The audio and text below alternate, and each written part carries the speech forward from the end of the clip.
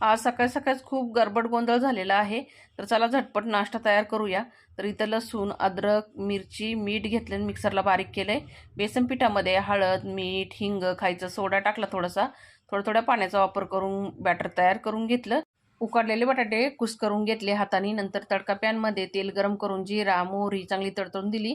नंतर त्यामध्ये हळद, हिंग, कढीपत्ता, मिरचीचा ठेचा, कोथिंबीर टाकली. चरचरीत फोडणी बटाट्याच्या मिश्रणावर घालून घेतली.